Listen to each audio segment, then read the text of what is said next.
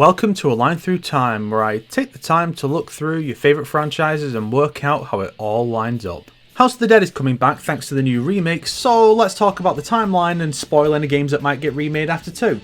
Genius. The House of the Dead released in September 1996, 6 months after the first Resident Evil, and has basically the same plot, hint hint. It was apparently being developed over the course of a year, so this may be a Red Hood Winter Soldier type situation. The story centres on AMS operatives Thomas Rogan and they call him Only G, infiltrating the mansion of Dr. Curian, a mad scientist attempting to create the ultimate life form. Rogan and G defeat this life form, the Magician, after it kills Curian. The game technically has 3 endings which are really just epilogues surrounding the fate of Sophie Richards. Most endings in the series are either minor epilogues or setups for the sequels. The House of the Dead 2 released in 1998, taking place in Italy in the year 2000, shortly before the arrival of Giorno Giovanna. This time we follow James Taylor and Gary Stewart, AMS operatives who take over for G after he is wounded by an enemy. The AMS are up against the financial backer of Curian's research, Caleb Goldman, whom they promptly meme into oblivion. To protect the life cycle. The following year, Sega released Zombie Revenge, a beat-em-up following 2 AMS agents and a special affairs agent who are hunting a terrorist with a zombie plague that uses the Curian mansion as his hideout, with the final 2 stages being a huge tribute to the first game, even ending with the terrorist becoming the Black Magician. Being made without the involvement of main series director Takashi Oda, the game's canonicity is unclear, but if it is canonical, it probably takes place after the second game, since the mansion is still abandoned by the time Goldman goes there before 2. 2002 saw the release of The House of the Dead 3, taking place in a post-apocalyptic 2019. Rogan goes missing while assaulting the research facility that caused the apocalypse, leading to G teaming up with Rogan and Sophie's daughter Lisa, who is something of a trendsetter in horror game female character designs. She also marks yet another horror game series with a Lisa and a James.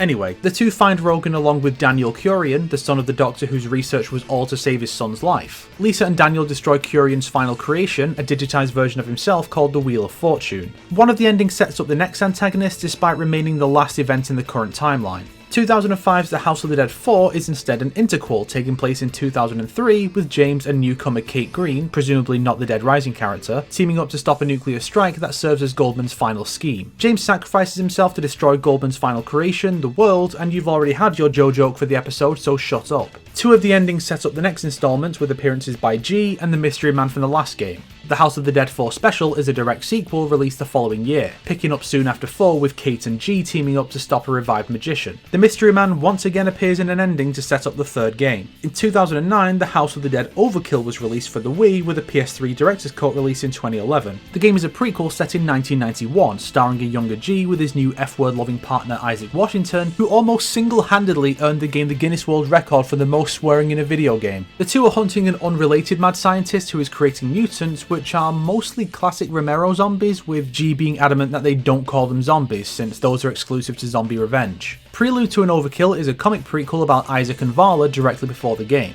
The same year, Loving Dead's The House of the Dead EX released, following a female creature Curian creator that falls in love with another creature and runs off to join Sonic and Sega All-Stars Racing as the reps of the Curian Mansion franchise. I'm pretty sure you can use the word dead in a game for kids if you put a fucking zombie in it, guys. Yes, this rant is the only reason I mention this game, shut up. The main story finally continued in 2018's House of the Dead Scarlet Dawn. The game sees Kate teaming up with James's brother Ryan Taylor 3 years after James's death. Finally, the mystery man is explained to be a man named Thornheart, whose ancestor formed the Thornheart organization along with Curian and Goldman's ancestors. The organization is responsible for the 1st, 2nd and 4th game's events. Naturally, nothing can be done about this fact because Thornheart is still alive 13 years later. And that's it for the series so far. Hopefully the remakes of 1 and 2 can help to drum up interest in getting more of the series available on modern systems and to get a sequel to 3 made to finally wrap up the Thornheart story. I mean, come on, Street Fighter's finally moving past its 3rd installment, so this series now has about 5 years to move forward before it officially becomes sad. If you liked this video, why not subscribe and support me on Patreon like these fine people here? If not, then make sure to share it with your enemies so they can suffer along with you. Today's recommended video is Phaelus' House of the Dead movie review. This was back when he was doing his weird die every episode / Doctor Who bit, so it's a bit weird for newcomers, but this is a review of an Uwe Boll adaptation, so you know he's going to have lots to talk about.